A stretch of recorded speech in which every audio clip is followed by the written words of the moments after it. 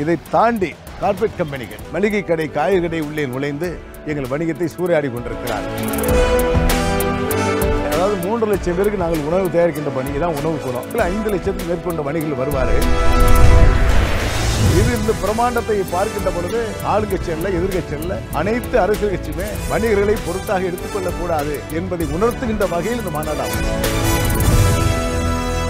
ஆகவே அந்த உணவு பாதுகாப்புத்துறை சட்டமும் நமது நாட்டுக்கு ஏற்ப, இந்த மண் வளத்துக்கு ஏற்ப இல்லை.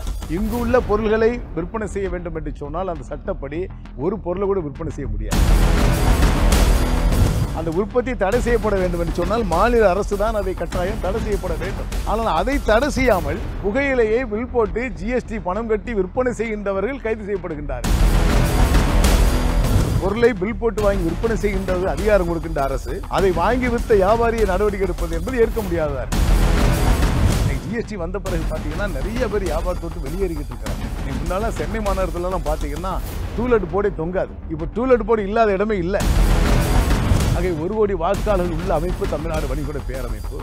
எந்த அரசியல் கட்சிகளும் எங்களை அலட்சியப்படுத்தக்கூடாது. மாண்புமிகு தமிழ்நாடு முதலமைச்சர் அவர்கள் பங்கேற்கிறார்கள். சட்டமன்றத்திலே அறிவிக்கப்படாத பல்வேறு வணிகருடைய கோரிக்கைகள் இந்த மாநாட்டிலே அறிவிப்பார்கள்.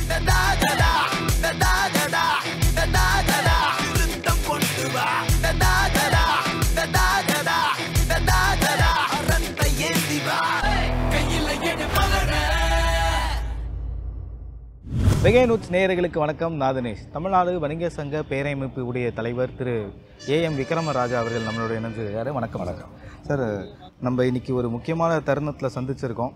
ஏன்னா நீங்கள் ஒரு பிரம்மாண்டமான மாநாடுக்கான ஏற்பாடுகளை செஞ்சுக்கிட்டு இருக்கீங்க.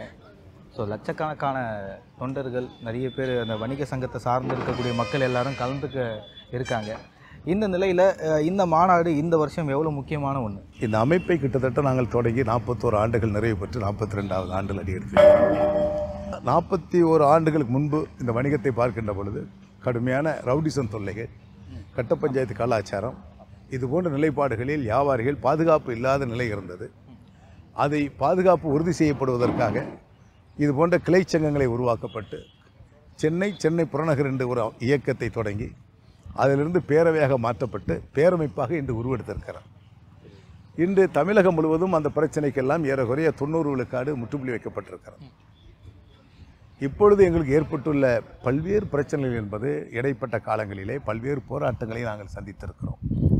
இந்த ஜிஎஸ்டி வரி விதிப்புக்கு முன்பாக வேட்டு வரி என்று ஒன்று இருந்தது. ஆமாம். வேட்டு வரியும் அரசுதான் அறிமுகப்படுத்தியது, அரசுதான் முறைப்படுத்தியது. இதுதான் முறையான வரி என்றெல்லாம் சொன்னார்கள். அதை கற்றுக்கொண்டு வணிகர்கள் அதை பின்பற்றுவதற்கு முன்பாகவே அந்த வரியை மாற்ற வேண்டும் என்ற எண்ணம் மத்திய அரசுக்கு ஏற்பட்டுவிட்டது. அப்பொழுதெல்லாம் மாநில அரசு கூட கட்டுப்பாடுகளில் அந்த அதிகாரம் இருந்தது. அந்த வேளையில் வேட்டு வரியை அமல்படுத்தக்கூடாது என்பதை நாங்கள் போராடி நாங்கள் எல்லாம் சிறை சென்றவர்கள்.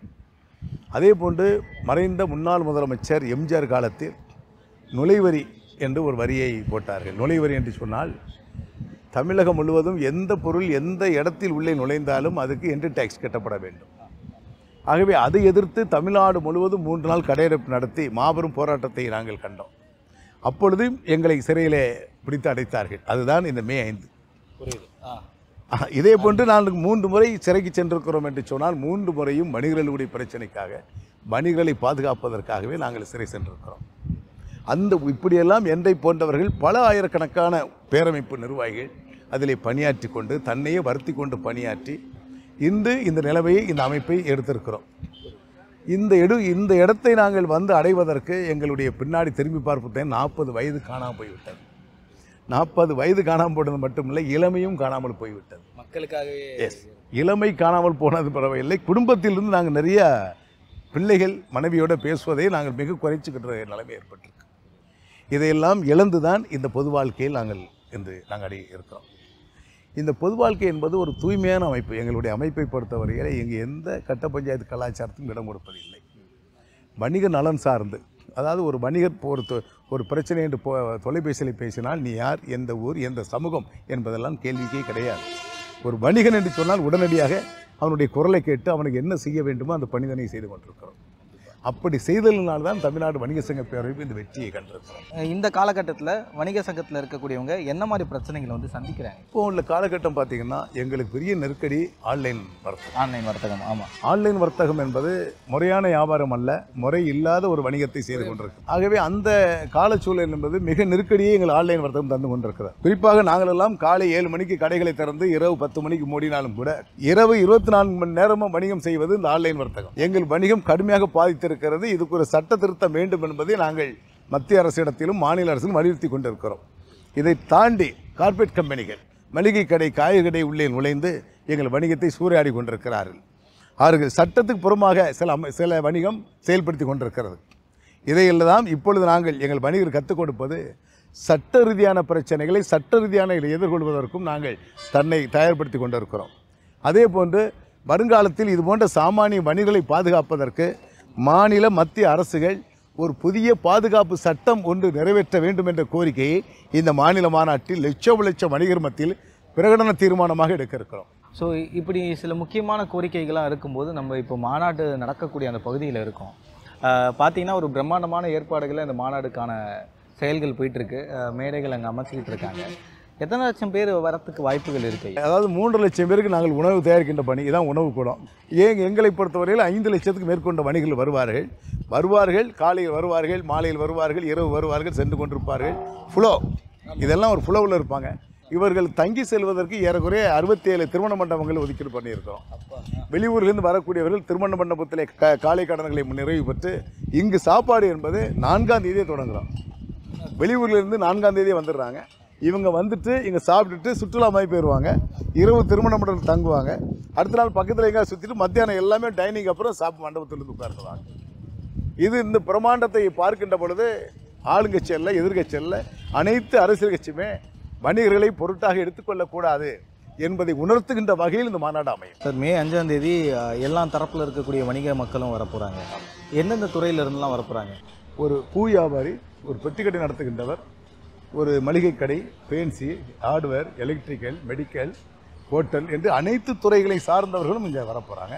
எங்கள் அமைப்பு வந்து எல்லோரையும் இணைச்சி தான் இந்த அமைப்பு இருக்கும். சாதாரண பெட்டிக்கடையும் இருக்கும், சரவணா ஸ்டோர் வரை பெரிய நிறுவனங்களும் இதில் எனக்கு இருப்பாங்க. முக்கிய புள்ளிகள் சொல்கிற மாதிரி இப்போ ஒரு துறையில் சில பேர் ரொம்ப தனிச்சு இருப்பாங்க. இருக்காங்க. அதாவது முக்கிய துறையில் வெற்றி பெற்றவர்கள் இதில் பங்கேற்கிறாங்க. அவங்களாம் நாங்கள் நினைவு பரிசு வழங்க இருக்கிறோம். யார் வரான்னு சொல்ல முடியுமா? சாதாரணமாக நீங்கள் எடுத்திங்கன்னா ஆச்சி மசாலா ஓனர் வர்றாரு, லைன்ஸு வர்றாங்க, லைன்ஸு டேட்டு வராங்க. இது போன்ற ஒரு ஒரு ஒரு பெரிய மெடிக்கல் குரூப் வர்றாங்க. ஒரு 5-7 குரூப்புகளில் நாங்கள் முக்கியத்துவம். சில வேதனைகளோ வலிகளோ தான் இப்போ ஒரு மாநாடாகவே அமையுதுன்னு வச்சுக்கோங்களேன். அப்படி இருக்கும்போது சில கோரிக்கைகள் இருக்கும்ல உங்களுக்கு? ஒரே வரி, ஒரே நாடு, ஒரே சட்டம் என்று பாரத பிரதமர் நரேந்திர மோடிஜி அவர்கள் சொன்னார்கள். உண்மையிலே எங்களில் ஒரு மகிழ்ச்சி இருந்தது. ஏன்னா எல்லா வரையுமே இன்கம் டேக்ஸ்லாம் இருக்காது போல என்ற எண்ணங்கள் எல்லாருக்கும் ஏற்பட்டுச்சு. ஆனால் அது இல்லாமலும் உலகத்திலே அதிகமான ஜிஎஸ்டி கட்டக்கூடிய நாடாக நம்ம நாடு வரி வசூலித்து கொண்டிருக்கிறோம். இதில் வரி முறையாக பில் போட்டு வியாபாரம் செய்கின்ற வணிகர்களுக்குத்தான் அரசு துறை அதிகாரிகள் அதிகமாக சோதனை கொடுக்குறாங்க.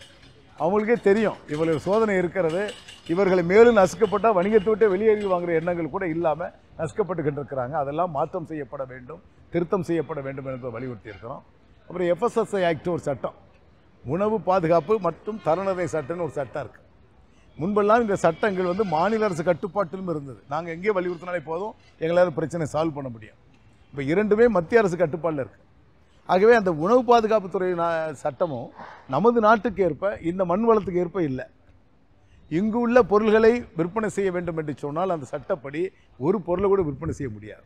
அப்போ இங்குள்ள விவசாயிகள், நீங்கள் பாருங்கன்னா விவசாயிகளுக்கு தரக்கூடிய உரம், பூச்சிக்கொல்லி மருந்து விற்பனை கூடம் என்பது மத்திய அரசு கட்டுப்பாட்டிலே இருக்கிறது.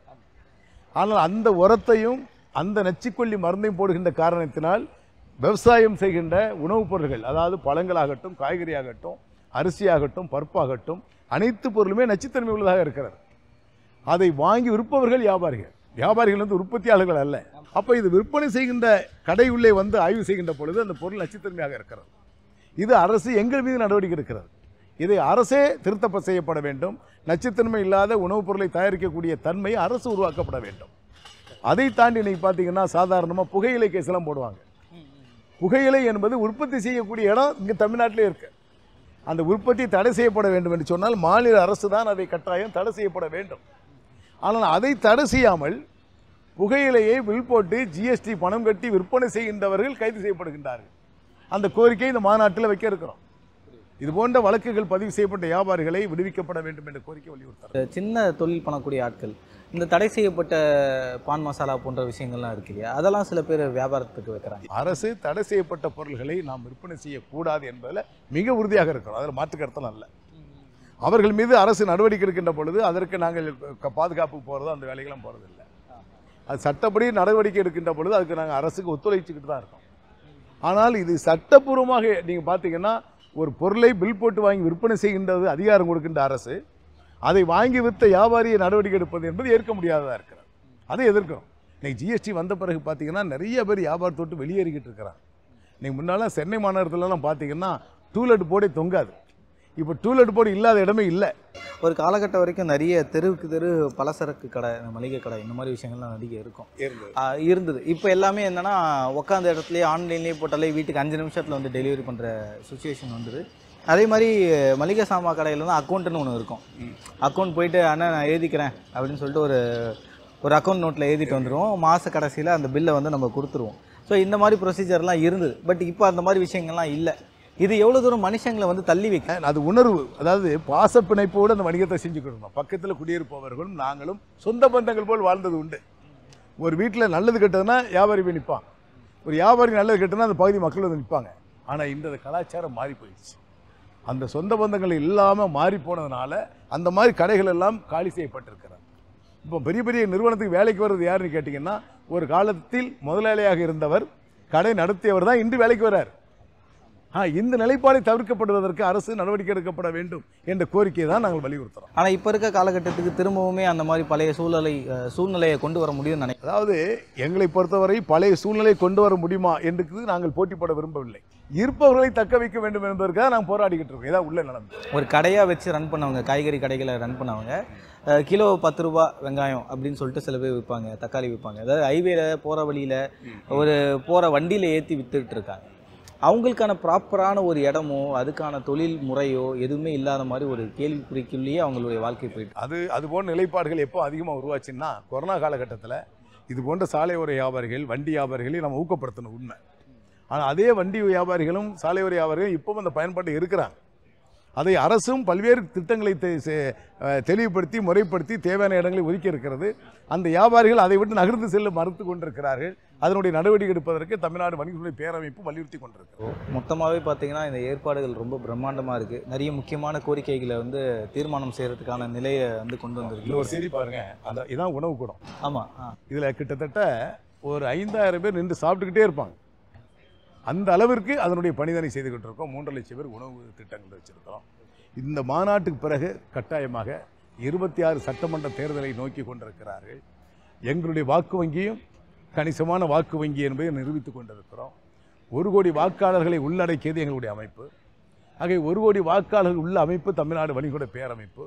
எந்த அரசியல் கட்சிகளும் எங்களை அலட்சியப்படுத்தக்கூடாது. எந்த அரசியல் தலைவர்களும் எங்களுடைய வார்த்தைகளை அலட்சியப்படுத்தக்கூடாது.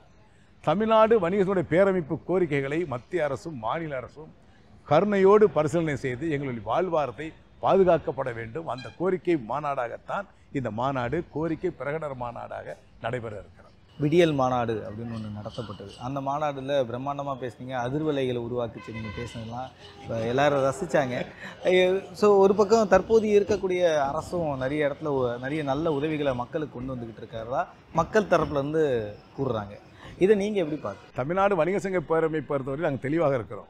அரசியல் கட்சியோடு நாங்கள் சார்ந்திருப்பதில்லை, அரசோடு சார்ந்திருப்பவர்கள். ஆகவே தான் மாநில அரசு சார்ந்திருக்கிறோம். இது ஒரு சிலர் கூட விமர்சனம் செய்வார்கள். எங்களுக்கு அதை பற்றியெல்லாம் கவலை இல்லை. எங்களுக்கு அரசோடு சார்ந்திருந்து வியாபாரிகளுக்கு தேவையானதை வாங்கி தருவதாக எங்களுடைய தமிழ்நாடு வணிகத்துறை பேரமைப்பினுடைய தாரகை மந்திர கொள்கையாக வைத்திருக்கிறோம். அந்த அடிப்படையில் தான் இந்த மாநில மாநாட்டிற்கு கூட மாண்புமிகு தமிழ்நாடு முதலமைச்சர் அவர்கள் பங்கேற்கிறார்கள். இந்த மாநாட்டுக்கு வருவது மட்டுமல்ல, இந்த சட்டமன்றத்திலே அறிவிக்கப்படாத பல்வேறு வணிகருடைய கோரிக்கைகள் இந்த மாநாட்டிலே அறிவிப்பார்கள் நம்பிக்கை தமிழகம் முழுவதும் உள்ள வணிகர் வாயிலே வர தொடங்கி இருக்கிறது. வணிகர்கள் உச்சரிப்பிலே எங்கள் முதலமைச்சர் எங்கள் மாநாட்டுக்கு வருகிறார், எங்களுடைய குறைகள் எல்லாம் தீர்ப்பார் என்று வணிகர்கள் உச்சரித்து கொண்டிருக்கிறார்கள். ஆகவே அவருடைய வருகையை ஆவலோடு வணிகர்கள் எதிர்பார்த்து கொண்டிருக்கிறார்கள். முதலமைச்சர் வருகின்ற பொழுது லட்சம் லட்சம் வணிகர்கள் இங்கு கூடியிருக்கிற காட்சியை பார்த்து எங்களுடைய கோரிக்கை நிறைவேற்றப்படுவது நிச்சயம் என்ற நம்பிக்கை ஏற்பட்டிருக்கிறது.